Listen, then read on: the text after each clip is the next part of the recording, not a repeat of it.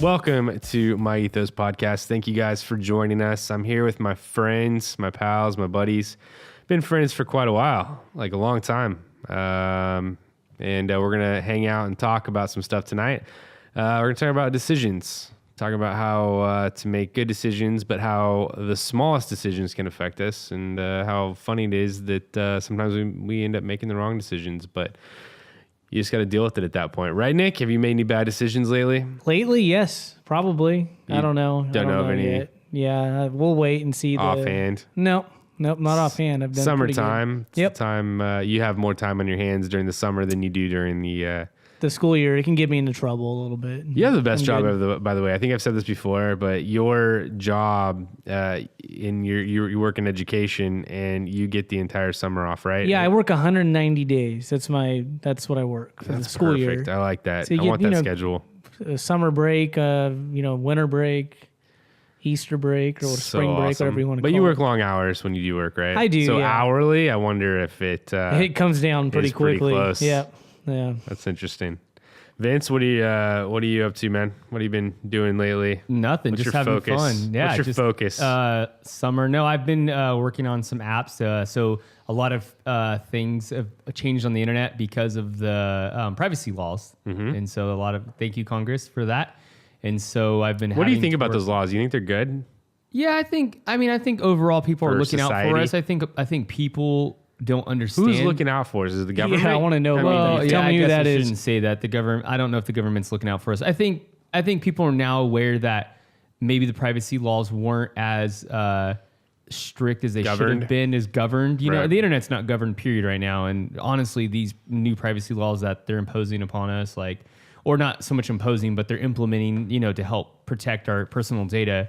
I don't know if necessarily. I mean, think about how much personal data you put into your computer every day, right? Even when you're signing up for stuff or whatever. And so, I just assume that if I'm punching information into anything, like if I sound like an 80-year-old, and I'm punching information in, but when I put my information into my Facebook page, my Instagram account, I just assume that everyone has it. Everyone has it. Yeah, it's the collection of data too, and that's what's happening. Is basically what's happening with all these new privacy laws. One of the things is the idea of the collection of data and what they can do with it, and what they can and can't give away, and what they can opt you into without you knowing. So technically, there's not a lot changing, because when Facebook said, "Hey, do you agree?" You're just basically saying, "Yeah, we're opting you in." Okay, cool. So when you go onto Facebook now, right? Literally, they just gave you a choice. Now, when you update and said, "Hey, do you agree to this?" It's just all in the open. It's just what if you say no, though? Now. I mean, does it? Yeah, then you just don't have a Facebook account anymore. No, it basically hides your stuff from everybody. And so so if you want to be a public business doing social media or whatever, you have to basically give away the data. You have to give data to get data, right?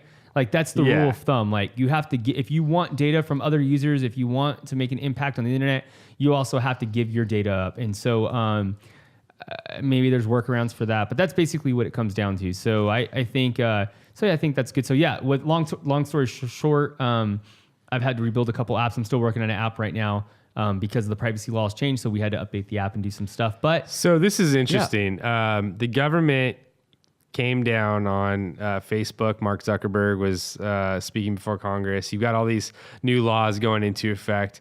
But just a few years ago, this article popped up on Wired magazine. It says the NSA is building the country's biggest spy center. Watch what you say.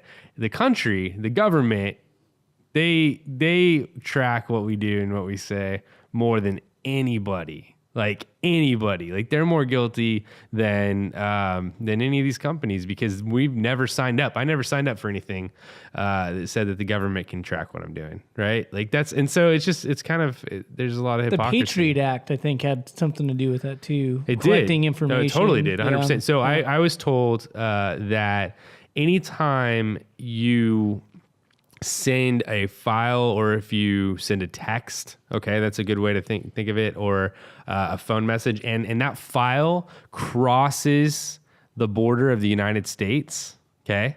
So there are a lot of servers that are where, Vince, like China, right? India. Yeah, I don't know if China has a lot of, but yeah, there's servers out offshore. Correct. Offshore, okay. or across our border. Yeah, so anytime data crosses over our borders, the government has full access to that data, and they can keep it, track it, watch, and they can put you on a list at that point. That's what I was told. I don't know if it's true, but I was told by somebody who worked under a pretty high official. I won't say who it was, but it basically the government, they can tap into anything you do. Remember that movie? Did you watch that movie, a Snowden movie? I watched it. Yeah, for sure. Dude, it's insane. It's really insane. Yeah, I don't know. He's still gone, right? He's out of the country. Yeah, he's in. Because he'll be in trouble if he comes back. I think still. he is. The way you answered that was awesome. Yeah, I don't know. Maybe he is here. Maybe he isn't here. That's Josh's phone. His wife's calling him. My wife calling me. Hey, She's listen. like, Sometimes, guys, when you're podcasting, your wife will call you. Yeah, stuff happens. It happens. Snowden is. He's in. Is he Germany? I don't know. He's one of those countries. Is he still there? I do not know. I think it's Germany, but I could be wrong. Yeah, I think you're right. Anyway, so there's crazy stuff out there. Tonight we're talking about decisions and how our small decisions will affect everything that we do. And so I have a little story to tell you. A couple weeks ago, in my house, I have an office in the back, and I work back there, and I had some guys at my house doing some work, and we have a side gate, and they left the gate open, which is fine, not their fault. I was there, so I should have been, paying more attention. So I didn't realize that the gate was open, and my dog needed to go to the restroom. So I had to go out from my office into the house, use the restroom. And at the same time, my dog's in the house. He wants to come out and use the bathroom. So I let him out. And I go and use the restroom. I come back out, and he's gone. He bailed. He saw an opportunity, and he went for it. And so I'm thinking in my mind, okay, the guy's he's 12 years old. His name's Duke. Legit dog. He's really funny. But he is a bit of a runner. So he's got maybe 5 minutes on me, right? Maybe 5 minutes. Maybe, right? And so I get in my car, and I have a choice. Like, did he go right or did he go left? Simple, 50-50 chance. 50-50 chance. Did he go right or left? And I chose left, and he went right. And so I ended up looking for this guy for like an hour, right? I find out later on Nextdoor that someone picked him up and took him to the SPCA. He was 4 houses down to the right, and he was like eating a dead cat, which is disgusting. So gross, this dog. So anyway, so I had to go to the SPCA and pick him up and pay a fee. And they what they do with your dog, and he wasn't wearing a collar because my wife had just given him a bath. So they microchip him, and then they give him a bunch of shots. And of course I had to pay for it, which is, is what it is. It was my fault. But I was just thinking about that in decision making. I was thinking, like, sometimes, right, you literally like don't have a guess as to which decision to make. Like, it's literally 50-50. It's a toss of a coin. It's like, I'm going to make the right decision or I'm going to make the wrong decision, right? And in that instance, I made the wrong one. Turned out okay. Still found the dog, and now he's got some vitamins in him. Not some vitamins. He has some inoculations inside of him, right? And he also has a chip inside of him. So he definitely is in trouble when the dog rapture happens. But he's definitely dog rapture. What the heck, dude? He took the mark, man. Oh man. Yeah. But what I'm saying is, all dogs go to heaven, bro. 50-50. It's a great movie. 50-50. What do you do about stuff like that? Are you talking about the dog rapture? Or are you talking about the No, decisions? I'm talking about decisions, man. If you don't, I don't know what to do about the dog If you don't make a rapture. decision, right, on those 50-50 chances, Right. then there's probably nothing will maybe come of anything at that point. So indecision of not doing something in certain situations might be worse than making the wrong decision and learning from it. Right. Does that make sense, Vince? Yeah, Like, I mean, I think it goes back to even deeper than that. Like he started the story with his gate got shut, when it even goes back to the decision of like having a gate that, having a sign up on the gate says, please keep the door locked, not having, making those decisions even past that, just not for the immediacy. And I think that's honestly, when we kind of talked about this topic, one of the things I was thinking about was the type of decisions we have to make daily. Like there's the decisions that are like in the immediacy, like right, we're making decisions for the moment. And then there's the decisions that we're making like long-term that affect, our long-term health. They affect our long-term wellness. They affect our long-term wealth, all those things, right? Like, so, and I think a lot of the times we think about the decisions that we make, I called them micro decisions. Nick laughed at me and said, there's no such thing. But I just said there's a lot of small decisions that we make on a daily basis that we think don't really have a long-term impact on the rest of our life, or we don't think they have they don't have any weight in the future, I guess I would say. But you're right, like with the sign, like if Josh would have put that sign up, right, there's a much better chance that the gate would have been closed. Therefore, he wouldn't have had to pick that 50-50 decision to, right. Because my point though is that sometimes you make the wrong decision and there's not a lot you can do about it. That's my point. And so but I think so, like thinking about this, like small decisions, right? Mm-hmm. Like we make small decisions every day, and I think it was one of many decisions I made that day. Well, I think we're programmed I think you were waiting on me to get some work done that day, and I just went off the radar for a couple of hours, and so there was an effect to that for like sure. A chain reaction. Yeah, there is for sure. Like you make a bad decision. Okay, let's go to this example, Vince. We're mountain biking years ago up in Mount Pinos, and we're having a blast. And up in Mount Pinos, we used to take trucks, and instead of climbing the mountain, which we should do, we would get in the truck, throw the bikes in the truck, take them to the top, and then we'd ride a trail down, right? But this is the first time we had ever done that. And so Vince and I are together, we're riding, and we made a wrong turn, and we went down a fire road, and we kept going, and we were having a blast going down that fire road, probably 7 miles or so, right? Like, yeah, it was quite a while. Like pretty far down this fire road. We're like, man, it seems like a pretty long trail. Like it's a lot of fun, but where does it end? It's supposed to end down by where our trucks were parked. And we realized that we went 7 miles downhill the wrong way. And then we had to turn around and go back up, right? And I lost my water bottle on the way down. It was nuts. It was a pretty crazy situation. Nick just left. What are you doing there, Nick? He's getting tissue, I think. All right. Anyway, so that was a bad decision, but it turned out to be, an interesting story, kind of a fun thing. But what do you do when you make a wrong turn? What do you do when you just when you do the wrong thing? What's the fix? Yeah, I mean, I think they're just going to make bad decisions, and that, and that day could have been a lot worse than it was. We could have gone a lot further. I think at one point I contemplated walking through some private property, and we're just like, that's probably a bad idea. But to get to the other side of the road. Well, yeah, that was the point. Like at that point, you're 7 miles down the wrong road. Right. You have a choice. You either keep going, hoping that the road gets better, ends, right. like that it just, that you end up in the right spot somehow, because we're at the bottom of the hill. Like we didn't know how far we were. It was before we had cell phones with us with the little maps, And so it's either do that or you turn around and you go back the way you came. Yeah, but why was it bad to turn around and go the way we came? It wasn't.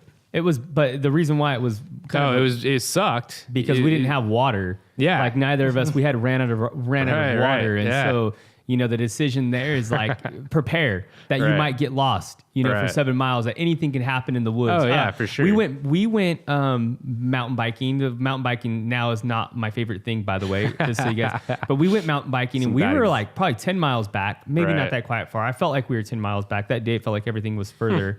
And I ended up breaking my ankle in a freak accident going off the side of this cliff, and I still have like nightmares of thinking about going off this cliff and how it could have been a lot worse.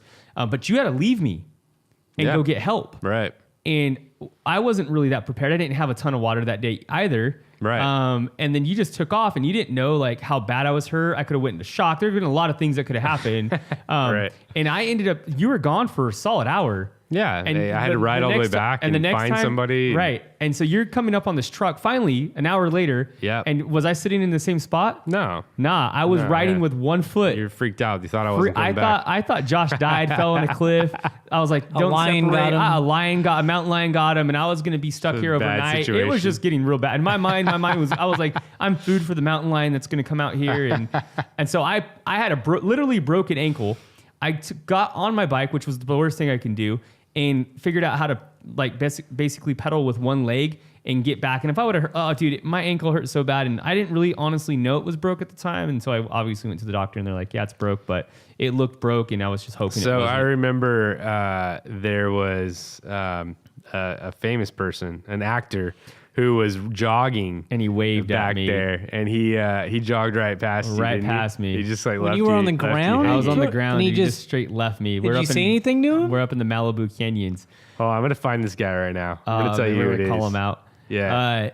I was back there, and I don't know if he thought like I was taking a break on the ground. Not that he had to do anything. He didn't but have to do anything. It was just he just kind of waved me on. Where is It's he? all Where it's all is good. he? I'm not really that focused on there. But my whole point is, that making better. Like if I would have been prepared, like, hey, smart to have like an ice pack with you when you're mountain biking, but it's smart to have wrap with you, like some kind of brace. Like there's a chance you're going to get hurt, but we don't think about those things. And basically what I was going to say is I think our brains are wired for immediacy and not long-term planning. Like we're wired to want what we want in the moment or to have like this temporary satisfaction versus like thinking about long-term or adverse effects. We were talking about riding motorcycles when you got here, Nick.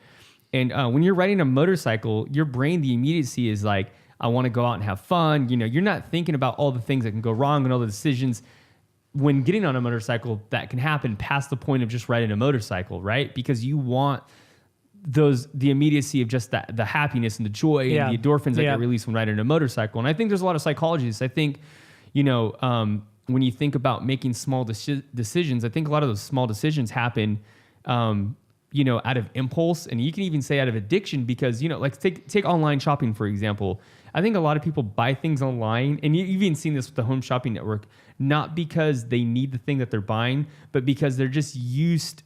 Well, they're I think in some way they're tricked into thinking they do need it, like whatever that item could be. I think it's the immediacy, the feeling of course, wanting to get something and then getting Feels it delivered. good. And then once, like how many times have you ever ordered something online and then once it gets there, it's like the joy of actually having the thing wasn't that joyous as anymore. Good as actually clicking on the buy now. Or even this, like, and you hear this a ton, right? And Josh is looking for the actor that wronged us. Dude, but this guy, I know he was in Mad Men, and there's like 100,000 people that are in Mad Men. Josh has forgiveness problems, guys. I have forgiveness? Dude, I just know. It was just so funny. It was hilarious. It was bad. He was just on his... But, dude, so check this out. So, like, how many times, like, so people go out to bars and have a good time, right?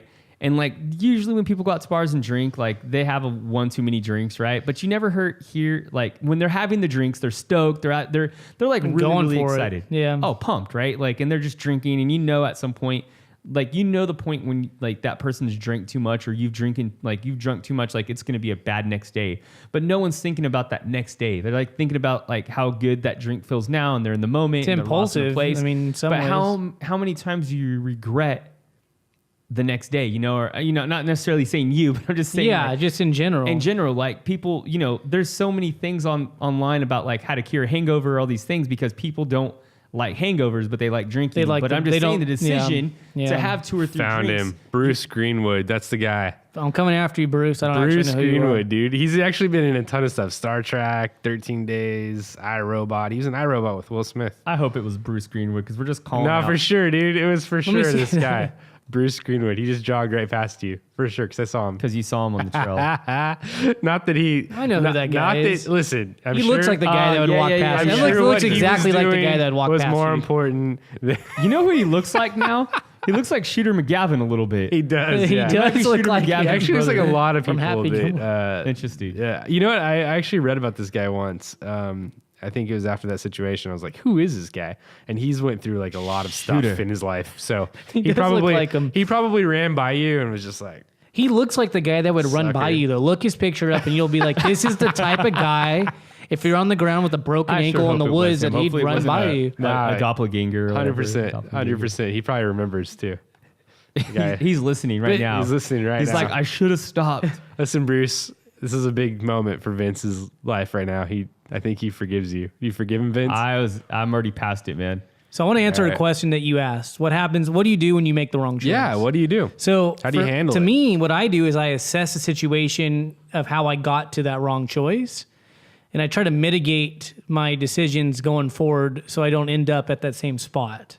So if, Okay, so what about this statement? Last night I was speaking at church, and I almost started the message with, forget the past. It's over. It's gone. Like what do you think about that statement? I don't like that statement. Why? Because your past is what helps you understand what you can be successful in, what you fail in, Yeah, but don't you think a lot of people get stuck in kind of a place of regret? They do, but if you say forget the past, so if I gave you amnesia, right, and you started life today with no past, you wouldn't even know how to work a phone. Like, you would have no idea of what to do at that point. Okay, well, aside from everybody that has amnesia, which you're saying forget the past. That's really though. good. I like what Nick's saying, because he's saying, like, the idea of, like, if you forgot your past, you have nothing to work from. Basically, you don't know what's right from wrong, and in some instances that's good. You don't have unhealthy habits. Well, I didn't start the message with those words, so I didn't feel good about it. But I think there's something to be said about not ruminating on the past, like not worrying about the past, not letting things run through your mind over. I think it's a little bit different. I agree with you. Yeah, and that's probably what I wanted to articulate, but I didn't really know how to say that, so I didn't. But again, though, sometimes you need to think about those things, and I'll tell you why. Because you may want to do something. Somebody that has a problem with some type of medication or whatever addiction it is, and they think about the past and where it got them, because they're able to think of that and the pain they went through. That's going to maybe prevent them from doing something. What would somebody who, and my ethos focuses on mind, spirit, body, those three things. And if you can get those three things in line and you can do well in those three areas, you're a total healthy person. Okay. So with that mindset, what do you think a healthy person thinks about on a daily basis? Like what do you think their mindset is when they first wake up in the morning? What do you think their mindset should be? Is it going back, or is it going forward, or is it in the now?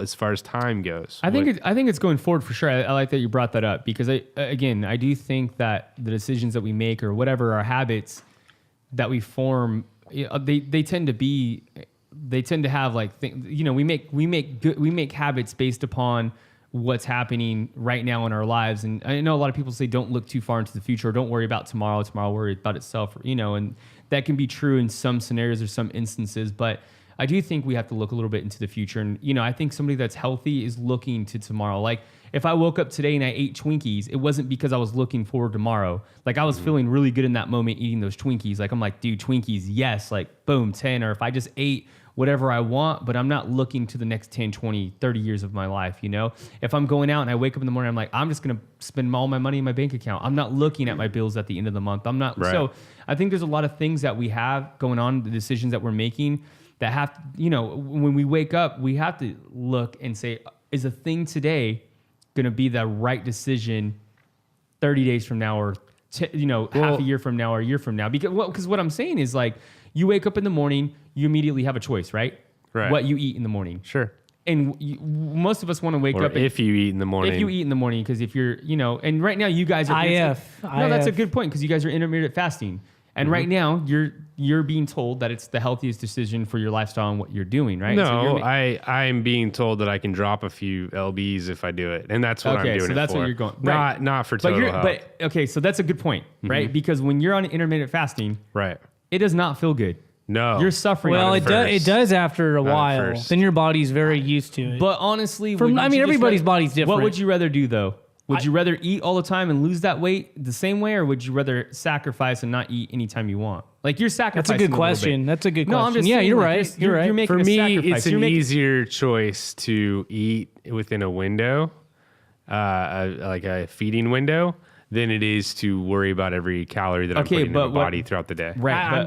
Okay, so I like what both you guys are saying, but you're eating and you're making a decision. I feel like I'm simplifying the process. But you're eating and making a decision not because you're going to lose 1 pound today. Right. Because you're going to lose a couple pounds 30 days from now. Sure. So it's a future. The decision that you're making now has future medium-term decision. Now, let me put because I agree with everything you just said, but let me put a little caveat on that. Yeah. In order to maintain like a healthy mental status, I do think you need to schedule in times or days or cheat meals or whatever it is to where you don't think about anything and you just have fun within reason, So, I might do intermittent fasting 6 days a week, and then the 7th day, I'm like, you know what, I'm just gonna. All right, so you're making a point here that I kind of wanted to jump into. I like it. It's interesting.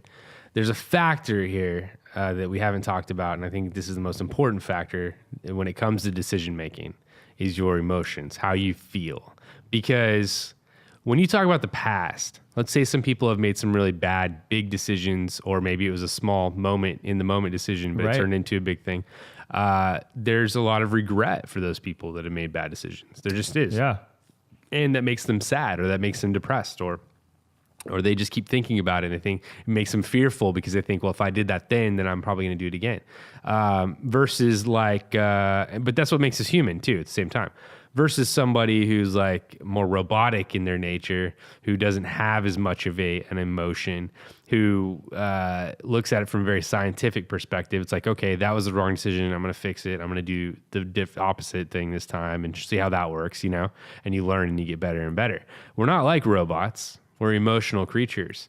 And so I believe 100% from what I've read and from what I've experienced and from what I've observed, that a lot of the decisions we make momentarily and long term are based on emotions. They're based on how you feel in the moment. From eating, okay? Like it's like I feel like eating. It's an emotion. It's a maybe it's not an emotion. What is it? It's a trigger. Is that a better way to say it, Nick? I mean, it's not. Yeah, an emotion it's weird because it's like a biological thing you do need anyway. Right, so but it's kind of, there's a. But I think it's more than an emotion. I know what you're saying because you have an emotional reaction to it, which could release endorphins or whatever the moment may be. But I think it comes it's a chemical thing for sure. But I think it comes down to even Nick's we talked about this in the past is it's more addiction. Like you're saying, like when you're eating the food you're eating, it's not because you think that food's going to be healthy for you. 30 days from now you're going to look your best. It's because you've had. And I'm not saying all eating's an addiction, but I'm saying like when you make a bad decision in eating, or when you're texting and driving, you want mouth pleasure. That's what you're doing, right? When you're texting and driving, though, like when you're making that decision, it isn't because it's the smartest decision you're making. It's because it's an unhealthy habit where one day you picked up your phone, the next day you didn't get in a crash the first day, you didn't get in a crash in the second day, you didn't get in a crash in the 300, and you didn't get in a crash for the whole year. You just didn't do it for 365. So your behavior's reinforced because you're like, I'm fine. There's no consequence to this, me picking up the phone. 100%. Until it happens. You get more comfortable, and then all of a sudden you realize you made a bad decision when you run over a pedestrian or you hit somebody on the freeway or whatever the case may be. I know those are like really extremes, but what I'm saying is... It can happen, though. Is because of that small immediacy, because you had this emotional attachment or because you had this addiction forming, and there's been no consequences like Nick said, then all of a sudden this thing that's wildly out of control, even though it's small, can have major impact, whether it's eating unhealthy, whether it's texting and driving, whatever the case may be. And so that's why I think like these small decisions that we make, yes, I think there's a lot of emotional attachment to them because of the addiction or whatever the case may be. If you keep ordering stuff online, eventually your bank account's going to run out. There's a mechanism inside of us that I think tells us most of the time whether a decision's right or wrong. I think we become really good at ignoring that mechanism. We learn to shut it out. We learn to put it aside. But there's that voice, right? That's like, hey, you probably shouldn't do this, or you probably should think about all this, the right? time. Yeah. And we learn to justify things. We learn to say, well, it's okay because of this, it's okay because of that. And our brains are really well, the diet's a good example. Oh, it's birthday, or it's a Christmas, or it's a Monday off. Like that's part of the problem. Right. It's like we always have a justification. And you're probably around people just in that world, especially in America with eating, at least, like it's acceptable to eat whatever you want when you want. Right. Well, and online shopping addiction is the exact same thing, and that's a real legit problem right now. I mean, it really is. People, it's so easy to click, especially with Amazon. They made it easy, one click and it's done. It's just, but it's all those little dopamine responses. It's all those little, you click here, you buy this, you feel good, or even finding a good find. I know Vince, you're into big, like you really into I'm 100% good deals. I'm 100% addicted to good deals on Craigslist. You're addicted to deals for sure. Yeah, no doubt. Like I subconsciously find myself. Have you ever? But it negatively impacts you though. It doesn't negatively impact you. Typically. Let me ask you this. I mean, I'm not saying you don't want to say that nothing. You have to always kind of check yourself. Have you ever had any bad examples, or not examples, but have you ever bad experiences on Craigslist? I mean, I just had one today. You saw it firsthand. I mean, it wasn't bad. It just was funny, But have you ever shown up to a Craigslist deal and it just went wrong? It just went bad. Oh, so okay. I'm gonna have to. We're good for a funny story. Real quick, yeah. So at one point, I was like, I got a couple friends into collecting records, and actually Nick was part of this. Nick, actually, you're there. So I was there. So I was like, dude, we're gonna like get records. Records are kind of coming back. I'm like, we're gonna find them super cheap, like in the middle of nowhere, and then we're gonna flip all these records and we're gonna sell them. You know how the story goes. Right. Like, I have a million of these. So I'm just an entrepreneur by heart. If you haven't figured that out, I'm always trying to figure out how to flip stuff and make a little bit more money. So anyway, we're flipping records. This is way before Gary Vee was telling you to. This is way before Gary. I was Gary Vee. I'm like, listen, we're gonna make money selling records. So I called up my buddy. I've called up my buddy Zach, and then Nick was there, and I'm like, dude, there's this guy out in Rosemond, like in the middle of the desert, and I'm like, he has all these records, like original vintage Elvis, like whatever, dude. We're gonna go lowball him hardcore. So we show up to his house, and sure enough, he has all these records, and so we end up buying his lot of records. We make him some crazy deal, and he's like, well, hey, my neighbor too has some records, and we're gonna go over there. We're gonna go over there. You want to go over there? And I'm like, of course, I'm like, yeah, let's go right now. Let's go. And Zach's scared. If you guys know Zach, like Zach's kind of like, he's been a little bit sheltered his whole life, so he's like kind of freaked out about going to some random stranger's house. You know, like your parents said, don't like go to stranger's house. Well, you probably shouldn't go to a stranger's house in the middle of the desert, especially when you're buying stuff. Right. But so we go to this other guy's house, and it was next level crazy. First of all, you walk in and there's just marble. It's like from like a horror movie. There's like jars of marbles everywhere. What? Yeah, everywhere. It was a weird. Everywhere. Were you with them? Yeah. Yes. And and I'm like, Yep. what are these? Weren't there like a lot of there's people? A crazy guy, and I shouldn't say this isn't politically incorrect. It's not right. But there's a crazy guy in a chair just rocking back and forth, just like with a knife, like he's sharpening it, dude. What? Like crazy guy. And then he's like, dude, how crazy was this guy, Nick?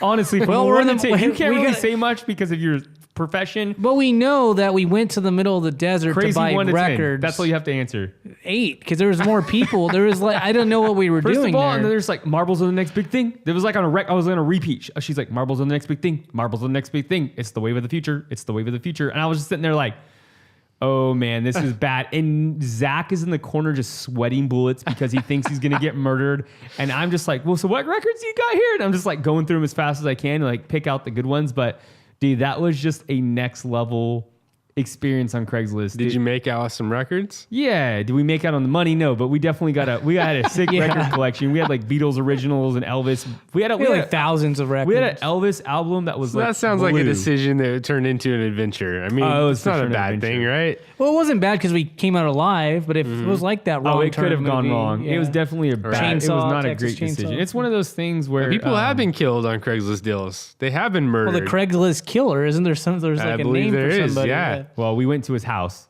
so Dude, that's insane. I mean, it's really interesting. Have you ever gotten a car wreck or I have. I've fender benders here and there, and I think to myself like, I actually got hit once, and I thought in a brand new car that I just bought for my wife, and had it for like a day, and a lady rear-ended me, and the car was just worth less money as soon as it got hit. For sure. And so I was like thinking to myself, like, if I wouldn't have turned on that street, if I wouldn't have gotten up. Have you ever thought this way? Dude, like it's a chain reaction, like you said. Like if I wouldn't have got up and went to Starbucks first thing in the morning, butterfly effect. Yeah, right. Yeah, Like it would have been all yeah. different that day. But I try to think of it the opposite way because that's I don't 100% know true. what could have happened. Right. Because if it ends out okay, well, that didn't. But Well, my day's and okay. and Like that's the point I want to get to is like you will make bad decisions in life, but as long as you're batting 500 or better, usually things are going to be okay, right? Like there's a lot of decisions that are no brainers. You know the right thing to do, right? Yeah, I just think Don't blow I agree. those. I think those big decisions, those moments come, and I agree with you. Like when these other, there's going to be rare circumstance decisions where you have more control over the decision. And I think you have a lot of control over all your decisions. I shouldn't say that, but I think when talking about like smaller decisions, I do think that you shouldn't just think about batting. I think you should be thinking about batting 1,000 or I guess. but I'm 300 just- gets you the whole thing. if you don't, then Right, no, but I be get it. hard on Right, don't be yourself. hard on yourself if you have really good habits. I guess making small decisions, I think about the habits, but you don't become an alcoholic because you had one beer one time. Right. You become an alcoholic because you had one beer every day for 365 days, and that turned into a problem. Well, and let me go back. Hold on, before we get too crazy here. I don't want people to come back and say, "Oh, it's cool to make once in a while bunch of really bad decisions." That's not what I'm saying at all. I get what you're saying. I'm talking about little decisions that don't have a high impact. Sometimes, okay, like I said, the high impact decisions, the things that you shouldn't be doing, or the things that you should be doing, those are no brainers. Those are the ones you should be batting 1,000 on. Okay, but sometimes you will make the wrong decision. That's my point. Right. So let me go back to this for a second, and I mean we can start wrapping up, but just thinking about gyms. Okay, gyms are like pretty packed for what they are, but they're not like overly packed because not everybody goes to the gym. Not everybody works out. Right. I would say, I don't even know what the number is, but I would say probably. Well, it's interesting that gyms are a lot more packed on Mondays than they are on Fridays. People fall off the wagon throughout the week. For sure. But just follow me for a second. So would you necessarily agree? Not everyone goes to the gym to get their exercise. Some people are lifestyle. They go outside and go for walks, different things. You don't have to go to the gym and get your exercise. But would you say, what would you say, what population of United States, we'll just keep it in the United States, like actually go to because it's like on a regular basis. You should work out every day. You probably should do some kind of physical activity for 30 minutes. Okay. Right. And some people have physical jobs, which counts. Does I'm count. totally cool with that. But if you have a desk job, what would you say the population of people that actually make a healthy decision to work out every day? What would you think? That's a tough one because.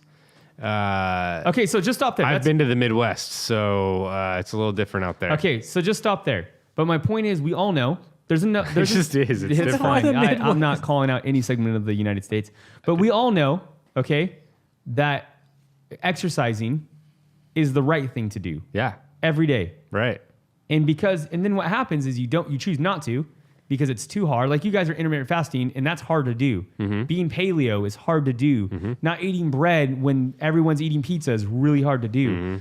But you make the small decisions because they have high impact on your life, your mental health, your physical health, all these different. You make those smaller decisions. Absolutely. I know we're talking about food, but can go for any everything. But what I'm saying is, if you know you're supposed to work out, you're supposed to do those things, and you don't start making the right decision or making that healthy habit, you're never going to do it, and you're going to and then it's going to have an impact on you later on in life. So I guess my point is that if we know because there's enough information out there now to know that you should make these right decisions or these daily decisions. Maybe there's enough information out there to make good decisions for health and wellness and what you should drink and what you should, all those things. My point is if you don't start making the habit or don't start making the small decisions, those small decisions will turn into something bigger that you weren't not necessarily expecting, because you should expect. If you're not eating healthy every day and you're not going to exercise, don't be shocked when you have diabetes or have a heart attack, at age 50, or don't be shocked, when the doctor says, you have to have some kind of surgery to lose weight, or, those things shouldn't shock you. And I guess that's my point, because that these small decisions can have. You don't see the, life. You're right, because you don't always see the immediate effect of eating a burrito at Taco Bell. No, if you eat a burrito at Taco Bell today, you're not going to, there's no impact. If no big deal. You ate the burrito, your stomach might hurt. You're not thinking about it, but you eat that burrito. But 100 burritos. 365 burritos, Right, I mean, honestly, that's why I cut bread. Like when I lost a lot of weight, and I wanted to lose weight because I knew that if I kept on the path I was going, if I kept eating, that I would, and now I'm not saying I have the best diet, but I made one decision. I started with paleo, and then I decided I can do one thing, and I can cut all bread style, like basically flour out of my diet. So I don't eat any kind of breads. And once in a while, you'll see me splurge on a fish taco, like not a fried fish taco, but like a grilled fish taco with corn tortillas. Once in a while, like maybe once a month, twice a month tops. But I really, really, really don't eat bread. Well, genetically, it affects you more than a lot of other people. I know, right? You guys want to hear a fat loss fact that's going to blow your mind? Okay, yeah. So have you ever wondered when you burn fat, like have you ever wondered where the fat goes? Like how, when you burn it, okay, like an energy, like a fuel, like where does it go? Have you ever wondered where it goes? I thought I guess I don't know where it goes. Okay, so the obvious thing would be that you poop it out, pee it out, whatever, or sweat it out, whatever. But most of it, I think it was like 90% of your fat is metabolized through your breath. That's awesome. You breathe it out. Well, That is an interesting fact. Isn't that interesting? Yeah, I've never heard of that. I'm gonna start breathing harder then. So look it up. I mean, I just read it. I read it. Ben Greenfield's blog. So that's interesting. And why? And he's a smart guy. So anyway, you're just saying you salivate, like it just comes out. It's like you just breathing, just actual breathing. That's how you metabolize your fat. Oh man, I'm gonna have to pull a card on that one. No, definitely look it up. Look it up. But that's what he said. So that's why he says like exercise, like an hour of exercise of going for a hike rather than sitting at your desk. You'll end up burning it was an insane amount more. I don't know the number, but an insane amount more. Another note on decisions. Okay, there's this story of a guy, and his name it's in Tony Robbins' book.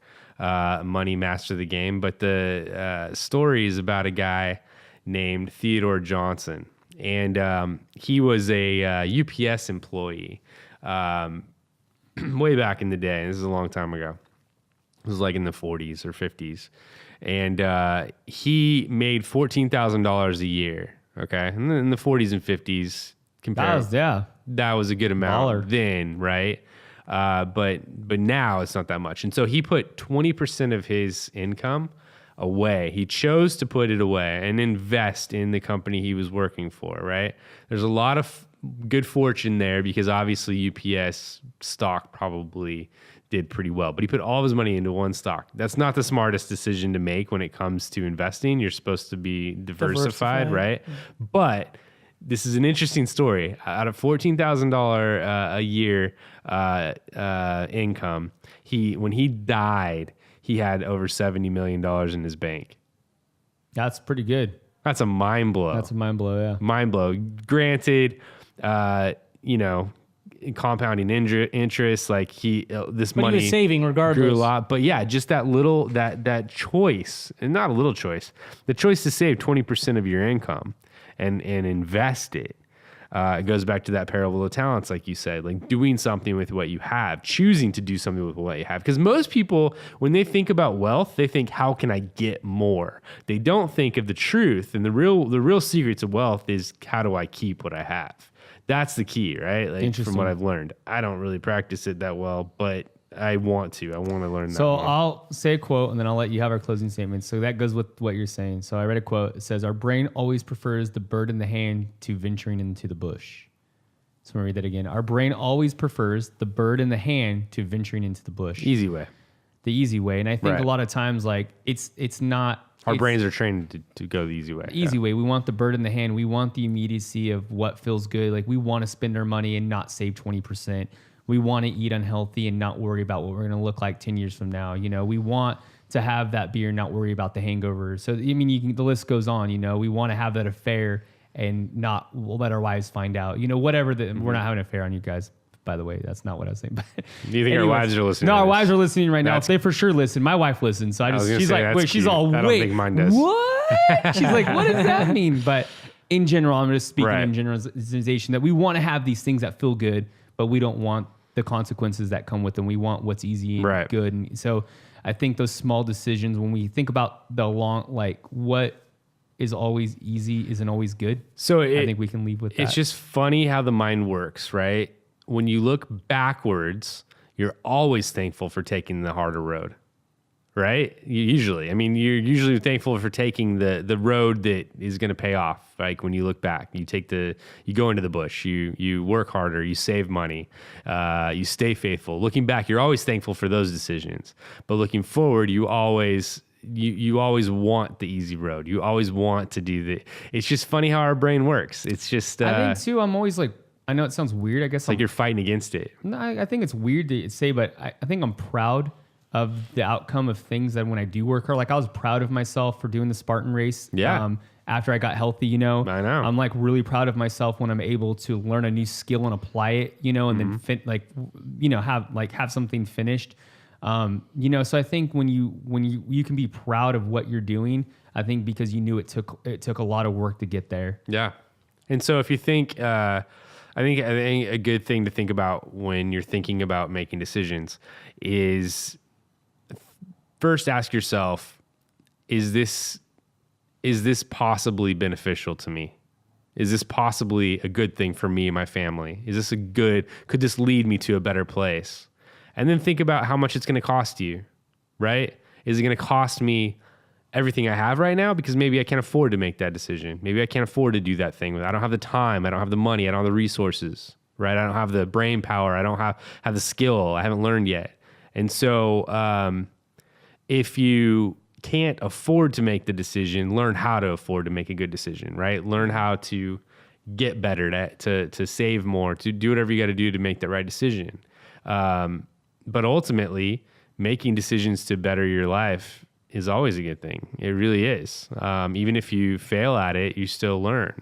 And I'm all about learning from failures. I'm all about doing the best I can, even if it doesn't get me to where I want to be right when I want to be there. Because ultimately, I'm just like everyone else. I want to get there fast, right? But that's just not how life works. Life is a grind.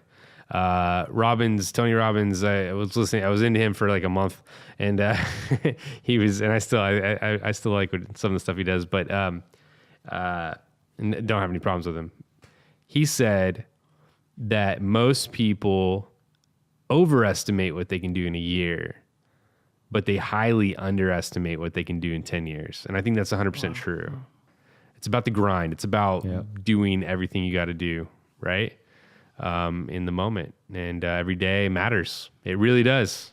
One burrito a day could send you into the wrong direction 10 years later. We always end with burritos, man. Burritos. Yeah, it's always. We should just call this have the wisdom of burritos. Just change the name real quick. But anyway, thank you guys for listening, and we will have another episode next week. It's going to get interesting because we've got some trips coming up, and so we're going to get creative on some of these next episodes. But stay tuned. We will definitely have one for you every week, and we love you guys. Stay safe out there, all right? Nick, you want to close us out?